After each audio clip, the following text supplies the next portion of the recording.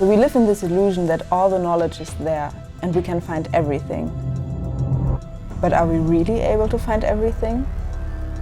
Or are we only able to find those things we already have thought or heard about before?